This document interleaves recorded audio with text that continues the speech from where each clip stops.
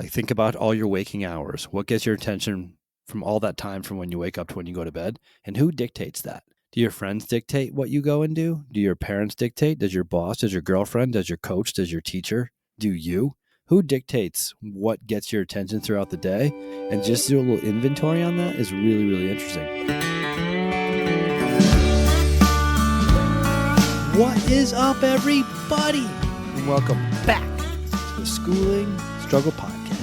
It is our belief that the only guarantee in life is that we are all going to struggle, and how we choose to embrace our struggles is what empowers us to become the best versions of ourselves. How is it going? My name is Pete, coming to you from Heartland, Vermont, and with me tonight is Brian Fortier.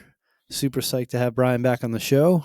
This is his third or fourth time now, and with each time that you've been on the show, Brian, we've gotten some really positive feedback. So welcome back, man. How's it going? It's going well. It's good to hear people are liking what we're sharing or talking about here. Yeah, it's really cool. I will let the listeners know that tonight's setup is different from any that I've ever done.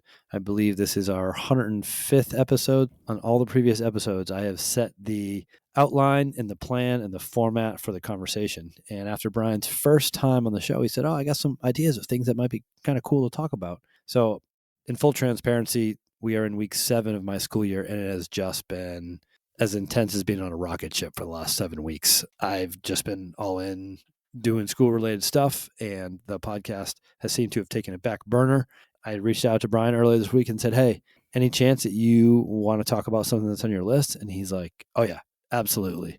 So we had a number of text exchanges, and what I got from our text exchanges was that you did a deep dive, and you spent a lot of sweat equity and time preparing for tonight's episode, and you talked to important people in your life as you prepare for this episode. And I'm super psyched to not be the one steering the ship, but to be the crew and not the captain this time. So, Brian, before we get into tonight's topic, can you just give us a real quick rundown or background, 1 minute or less, on who you are, what you do, and why you're here?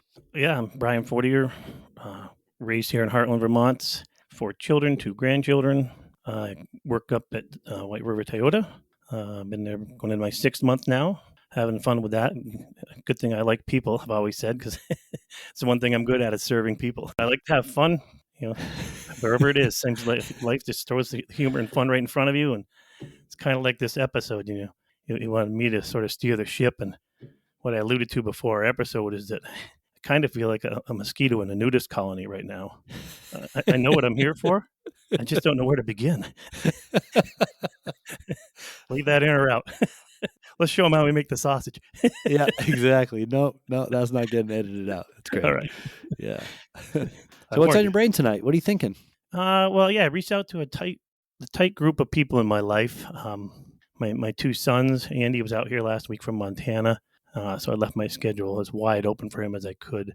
And we discussed this podcast and what he might like to hear. And then I thought, well, geez, I should get Jake's feedback as well. And then I reached out to my buddy Ian in California, who used to work with me, and my cousin Ben, who I literally have known since the day he was born, because I was at their house when they went to the hospital to have him delivered. I was 11 years old at the time. So he's currently in Western Mass. He works with kids that come from troubled homes. And he shared with some information he wanted to hear. And my older boy, Jake, he had talked about, what motivates people, particularly you and I, when we were their age.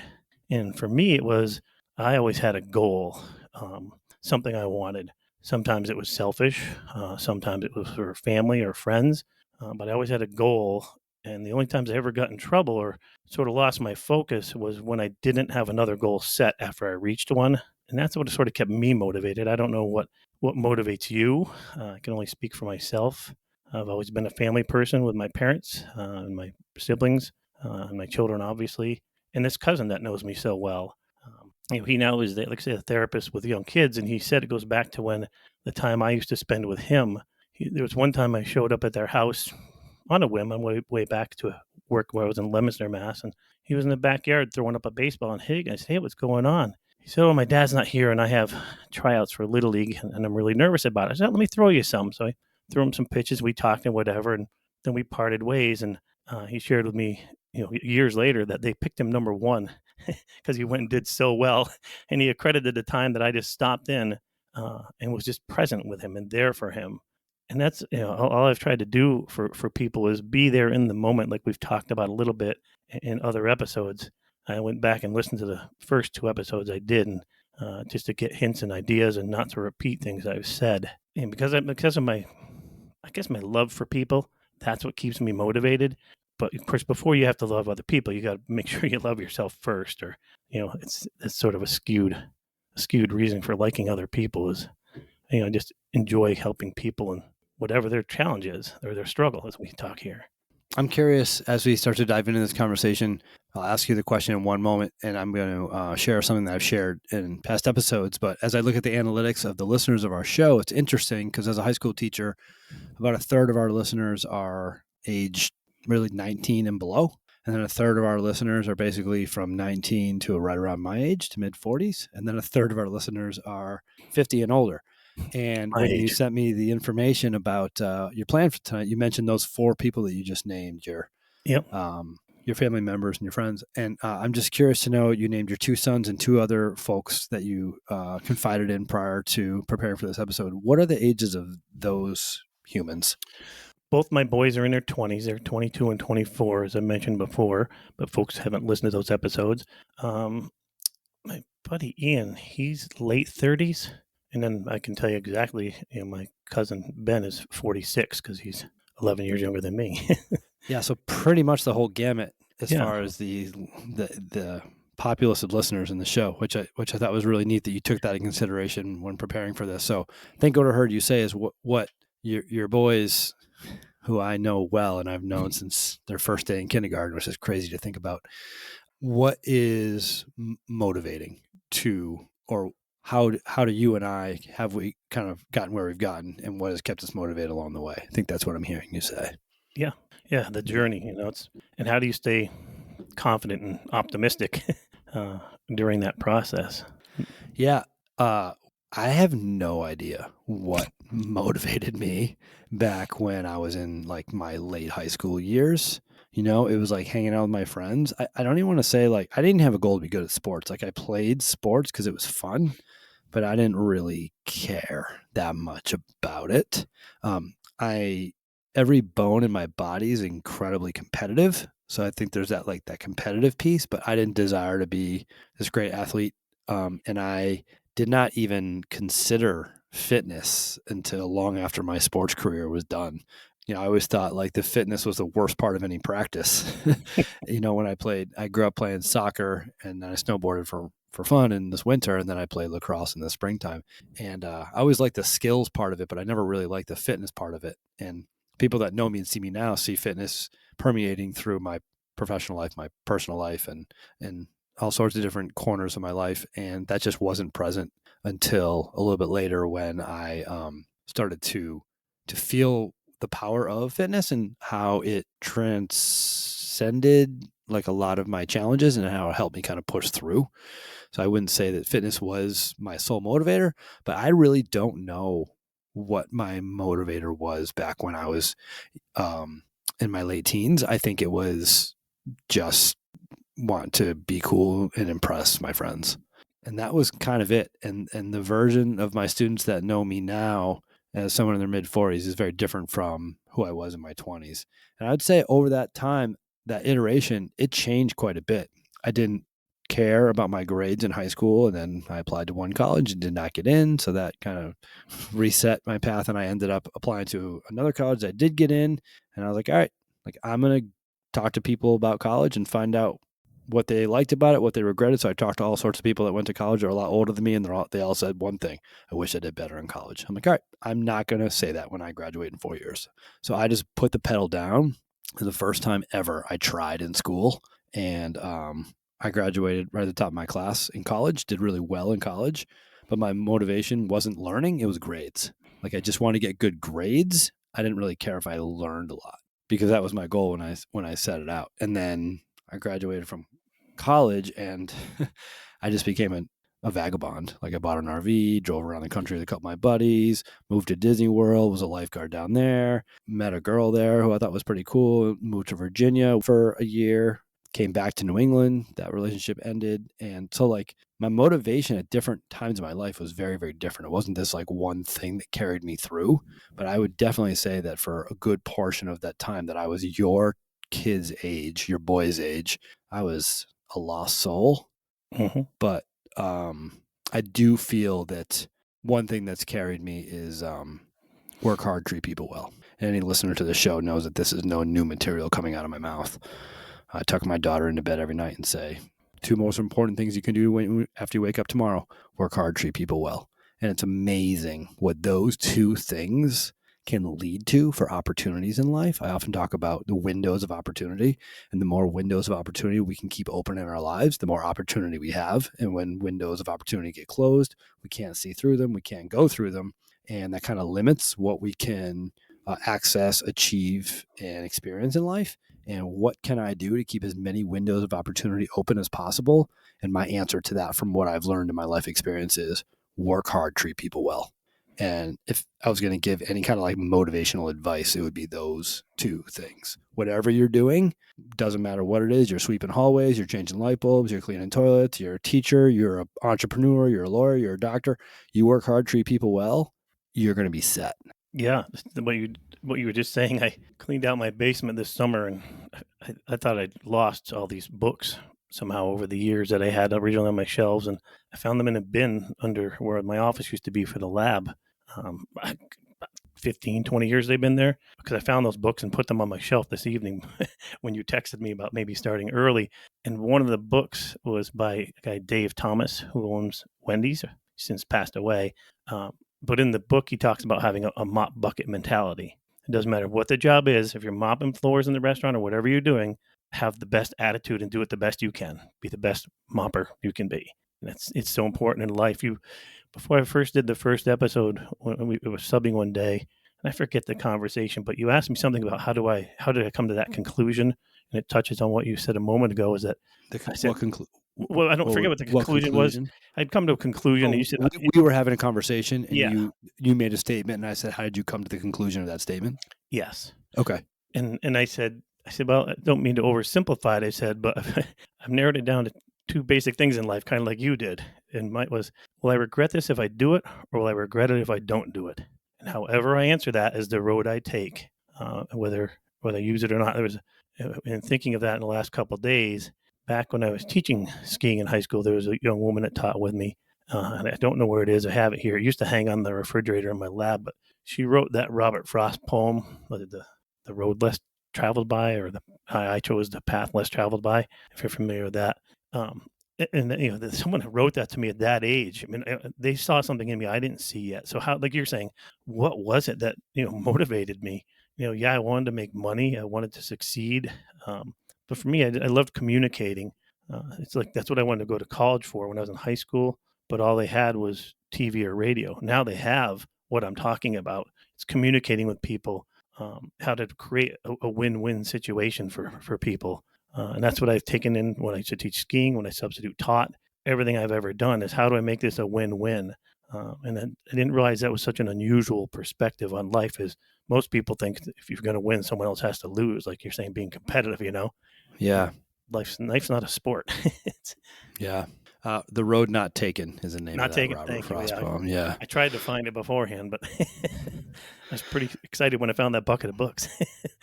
I think too, Brian, what I'm hearing based on what I know about you and all the interactions we've had over the years, and what you've communicated to me, but I don't know that you've articulated it in this way, but how I take a lot of what you share on this podcast into our conversations is the importance of doubling down on our strengths, right? And I think that you love interacting with people, and finding ways to weave that into your life and to make it a part of your life is important to you. You and I talk about our extroverted approach and how we love interacting with people, and how positively impacting the lives of other people is, a personal mission of each of ours, which is exactly why we're both on the microphone right now.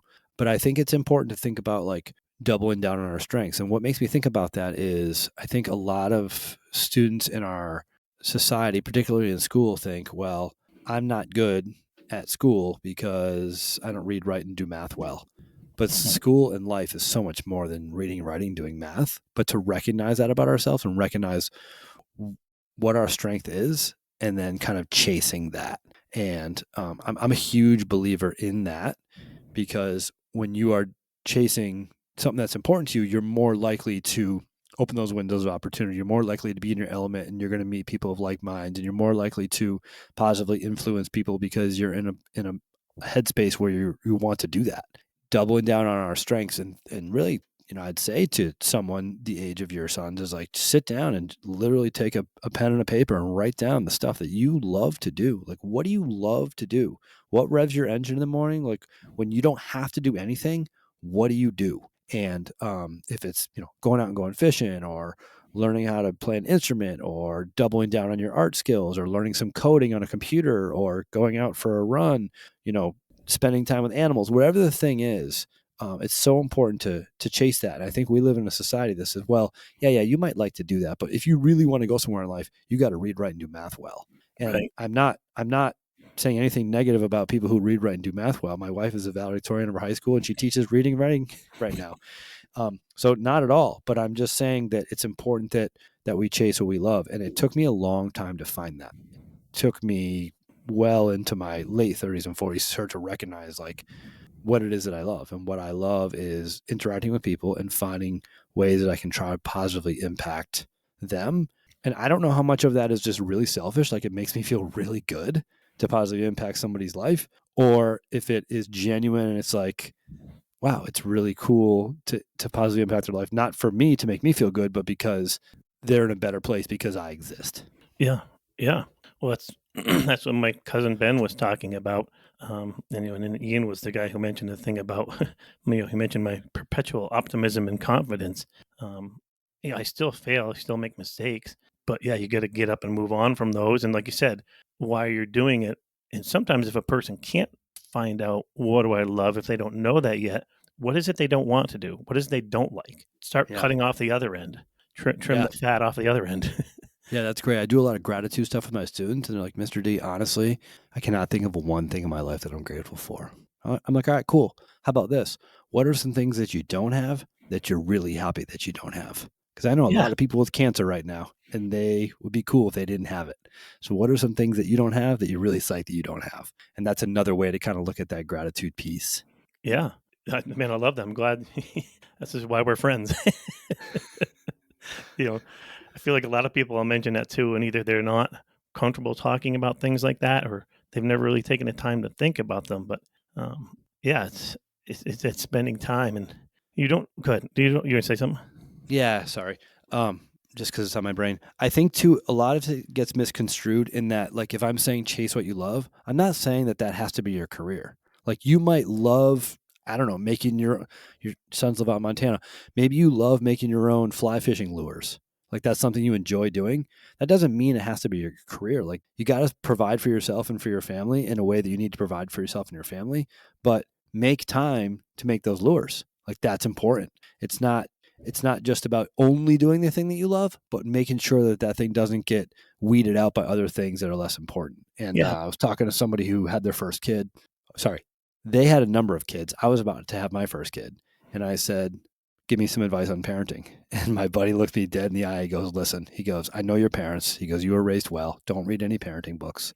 Just do this. Figure out what your one non negotiable is and don't waver on that. Give on everything else, but don't give on your non-negotiable. So I thought, all right, like, I know so many people that have said to me, oh, I was fit and then I had kids and then I stopped working out. I was like, that's my non-negotiable. I'm going to keep working out no matter how many kids I have. I'm going to figure out a way. I'll give up all the other stuff. I'll give up going to my buddies' houses for the weekends. I'll give up all these different things, staying up late at night, but I'm not going to give up the workout. And I'm psyched that I've stayed true to that for the 9 years now that my daughter's been on the planet. But I gave up a lot of other things. And that's kind of what I'm saying is, what revs your engine? What do you love? Working out is everything for me. There is no problem a good workout cannot cure. And I'm really happy that I stayed true to that because it was that important to me.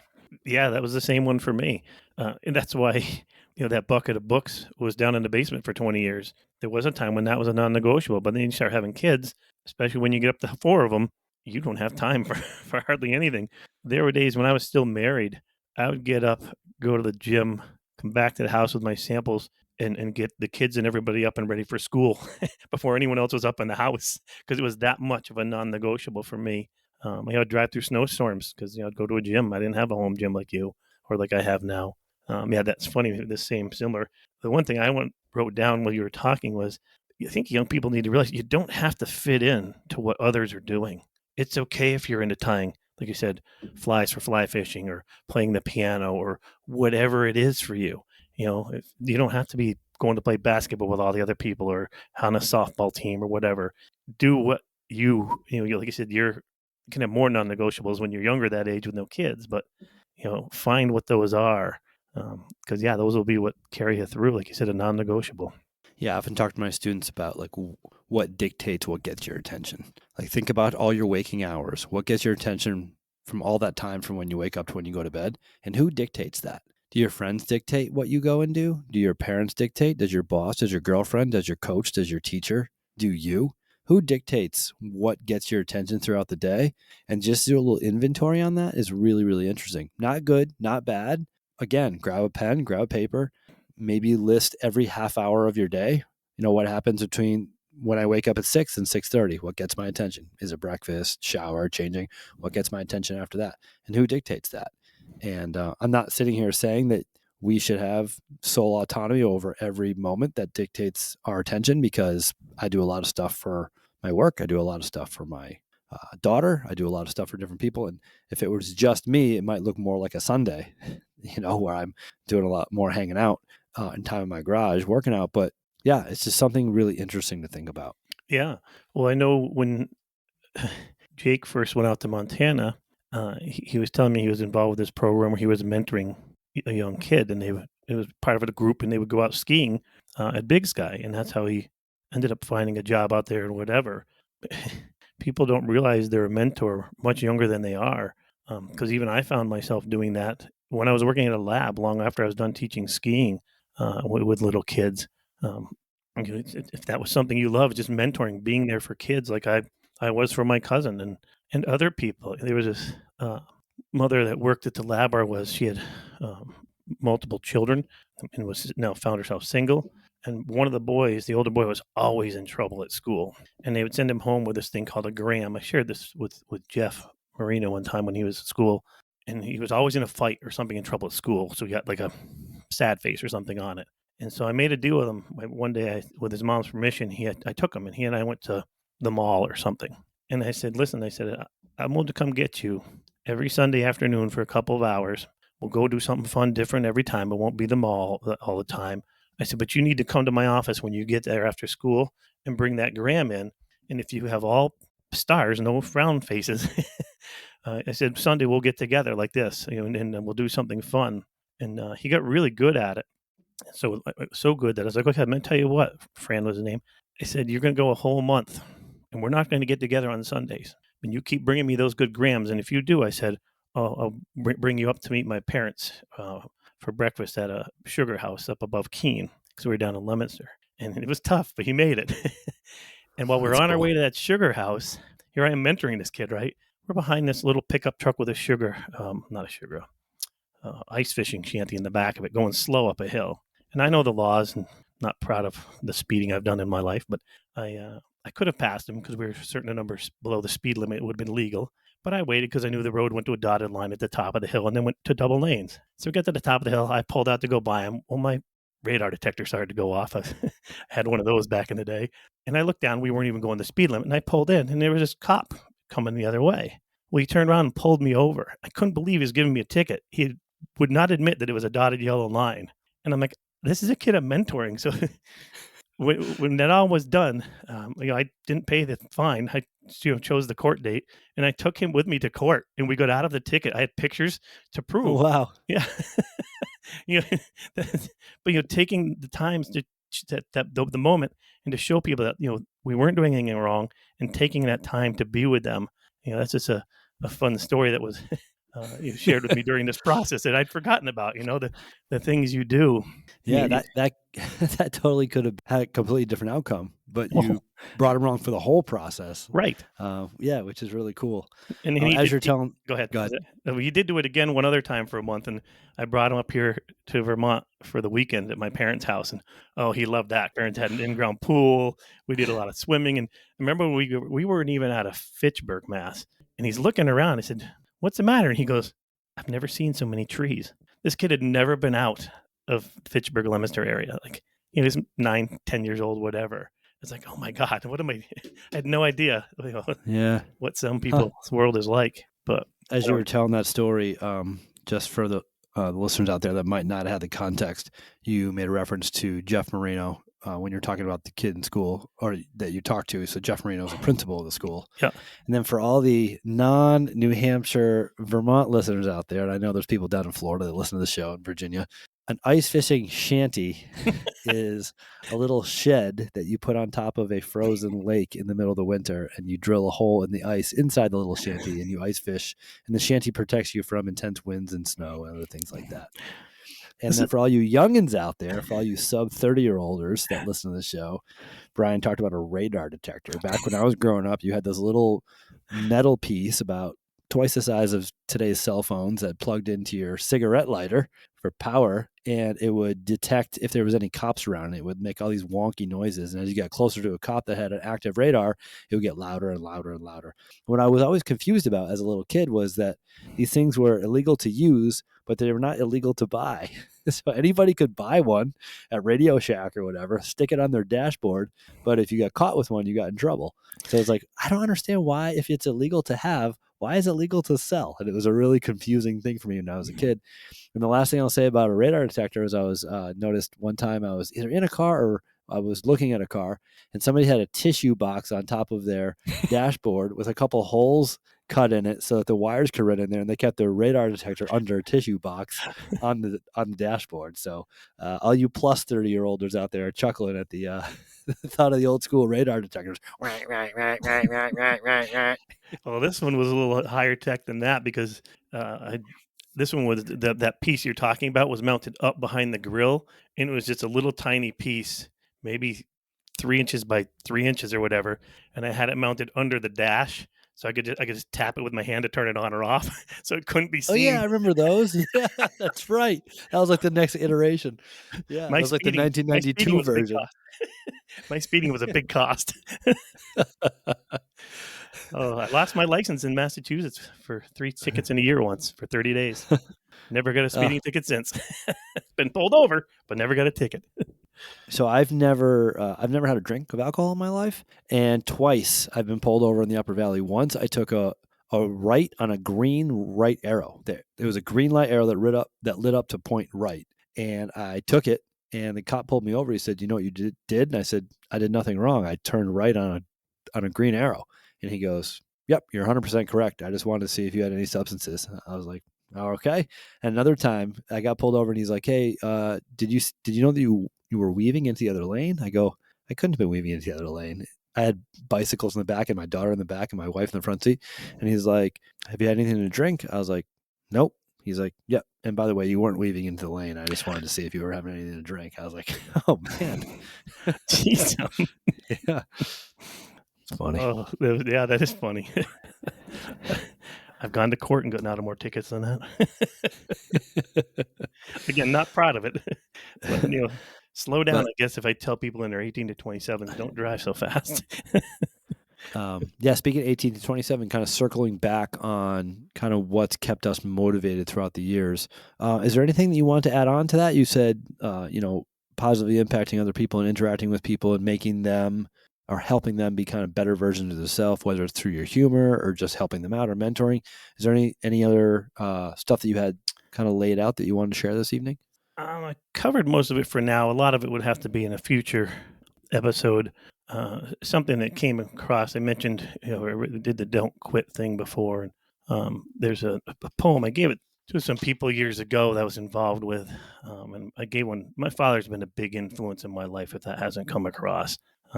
Big shout out to him. He was always there for me and my other brothers. And like you said, your friend said you're raised by a great family. You don't need to read any books. That's how I've always felt too. It's like, I can read these books, but it doesn't matter how much you read, you're still going to do the things that you were raised to do. And they'll give you Yeah. good ideas because I have plenty of books like that. I just want to acknowledge that, like, not everybody has been as fortunate as you and I have. Oh, I And know. I've worked with thousands of kids who's come from unstable situations that don't have that. So I don't want anyone to think that I take that for granted, because I certainly don't. And my parents have given everything to raise myself and my brothers, and my level of gratitude for that is immense. It's not as easy for some people just to say, "Oh, I don't need to learn anything new. It was all inherent in me because I was born and raised that way." And for the large majority of the students that I've worked with, that is not the case. Yeah. That's and that cousin of mine that works with kids like that and from families that are like that, it's like you just need to be there. Just be there for kids. There were Sunday and Monday. I ran into two former Heartland students that remembered me and brought up how, I don't know if you remember, I used to wear the shirts that snapped, and I'd wear like a Superman, a Batman shirt or something underneath, and I'd rip Yeah, it open. yeah. Because one of the kids he So, recognized, so Brian would roll into Heartland with like a short sleeve button up but it was had snapped. It that was a had snap shirt. exactly like you said, like the snaps, and he'd just kind of be doing his thing, and then he'd grab it and almost like Hulk Hogan, for those that know that reference, rip the snaps open. And underneath that, he had like a superhero shirt on, and the kids ate that up. Oh yeah, I'm Batman. Yeah. Yeah, well, one of the kids made that gesture because like one goes, "Are you Mr. So and so?" And I said, "No." And then the other kid goes, "No, that's Mr. Fortier. He used to be our substitute teacher." And he made that like motion, like he's ripping his shirt open. How old was the kid when he did that the other day? He's in high school now. He's good. He's in Yeah, high school. yeah. That's funny. I just because and the only reason I was there was I forgot to bring a lunch, so I went down to the little gas station and bought a sandwich and decided to eat it there, and that's where I That's ran into great. him. But yeah, it's that influence you make on people's lives that you don't realize you're doing at the time. Most people are like that and want to be like that. I just don't know if they've ever been around someone who is like that, if that makes sense, and then lets them feel comfortable being different. Can you explain that deeper? Yeah, by them being themselves, like I mentioned before, not having to fit into what everyone else does. That it's okay if you play an instrument or you're in a play and don't want to do a sport, or it's okay if you do fishing or hunting or whatever it is that some of the other kids don't do. Just be yourself. It's like I said in most episodes I've been in. I wish I could just serve it as a pill or breathe it into people, and I just try to lead it by example and almost encourage them to be that way. So fascinating being a high school teacher. I'm sure a psychologist or someone who's well trained in this could explain the nuance of this, but it's really, I've had this conversation 3 times in the last week, so this would be a good time to bring it up. It's so fascinating how, generally speaking, somebody who is more on the insecure side goes out of themselves to impress others. But the reality is people are attracted to people who are comfortable in their own skin. So when you venture outside of your skin to impress others, that's not what people are attracted to. Right. So it's like this weird dynamic of, oh, if I just was able to surrender and just fully accept who I am instead of striving so hard to get people to like me, if I just surrendered to who I am, people are going to want to spend more time with me. Yeah. And like, how do you explain that to somebody? And I just remember, oh God, I remember so many times in my life, people being like, "Oh, you know this music artist?" I had no clue who the music artist was. Just, oh yeah, I love that music. Like middle school and high school, like, oh yeah, I know that, or I know that movie, or oh yeah, I'm gonna buy those shoes because everybody else thinks those shoes are cool. And what I've come to learn, and I almost like I had such a hard time. High school was such a hard time for me, and it's like almost now, maybe I'm just realizing this in real time. Maybe one of the reasons why I soak up being a high school teacher is because I'm getting a redo, and I'm actually doing it the way that I wish that I did it the first time around, with this level of confidence, with this level of self-love, with this level of being comfortable in my own skin, and not the least bit afraid to play some Dolly Parton in front of 25 kids in class and say to them, "Yo, I don't care what you think about this song. I love Jolene." And then being like, "Yo, that's Mr. D. He don't give a what. This song is cool. I like Jolene too." You know? We're working 9 to 5, baby. Yeah. Um, yeah. So yeah, I'm kind of grinning ear to ear right now. My face is flushed because like I'm getting the second chance to do high school with a level of confidence that was just so lacking my first time through, and I think that's pretty common for most people, but not just high schoolers. Like we really strive to gain the acceptance of others, and that goes back to our DNA, and being accepted into the group was a matter of life and death. So it was important that the tribe saw value in you to keep you in the tribe. The truth is, if you bring your true value to the tribe, they're going to want you there. Yeah. Yeah, because everybody serves their own separate role. If we all did the same thing, I mean, certain things wouldn't get done. Yeah. So I didn't have an answer when this show started 38 minutes ago. But now I think that's what it is a combination of what you said, like chase what you love, even if it's something weird that other people won't like, because that's how you're going to add your value to the world. Like that makes us feel as good as adding value to ourselves, our families, our communities. For many people, it's their online communities now. But how can I feel add value? Because I feel good about adding value. We add value by being who we are. And that's so much easier said than done. Yeah, it is. Yeah. Yeah, being motivated, like we were saying, and doing your own thing, your own way. Um, I don't remember when I learned that. Um, but yeah, it's, I guess it'd be my most important advice to younger people is embrace who you are as soon as you can, and don't feel you need to live what other people think of you or try to fit in, like you said. Yeah, the irony there is, I'll just have conversations with students. I'm trying to be better about listening because oftentimes I'm listening in preparation to prepare a response. It's not listening to listen, it's listen to respond.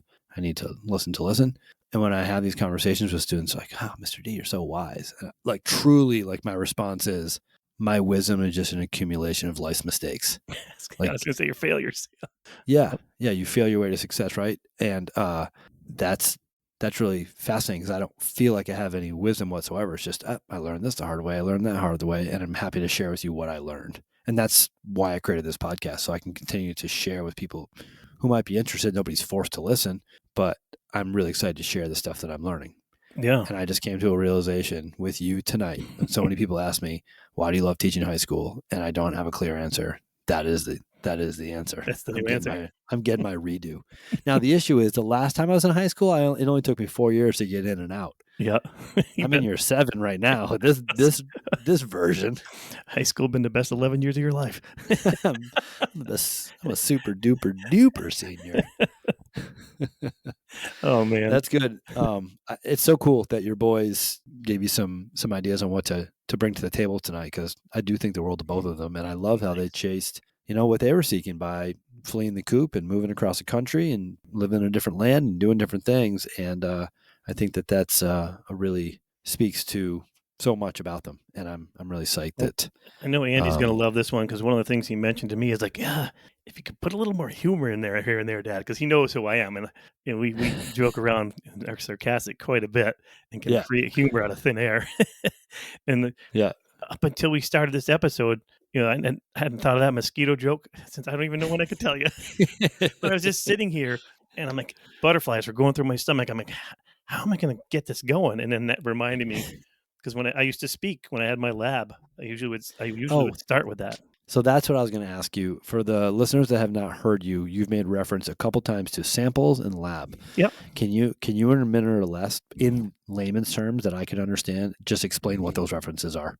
Yeah, I used to work at and own worked at different laboratories, owned my own laboratory for testing drinking water at my own. I worked at other labs where they tested soil and wastewater, but sodas and other beverages. And that's what I did right out of college up until about 7 or 8 years ago when I sold that business.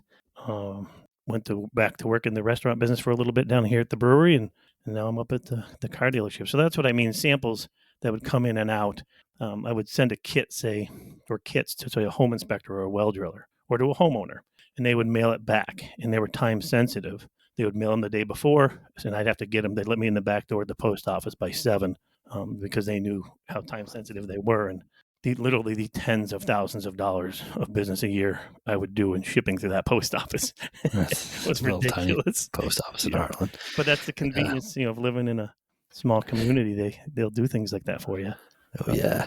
Yep. Samples of water and Something people never think of until they have to have their water tested at a home they're buying or a new yeah. well drilled or anything. It's Oh man, well, I love this. Thank you so much for making the time to come on. I love having you on. It's always fun, and I do know that as you continue to spend more time on the mic, those jokes are going to be cracked more and more. And I have an idea of a show that I do with you, where you and I just sit back, chop it up, and just share stories from our past that I think will get the listeners laughing. We'll get to that at some point down the road. For sure. Awesome. I'm getting more and more comfortable doing these shows too. That's coming across. To our family of listeners out there, we so very much appreciate your ears. We thank you for your time. We are incredibly grateful for your attention. With that said, on behalf of Brian Fortier, I'm Pete Driscoll, and we are the School and Struggle Podcast. We are out. Take care, guys.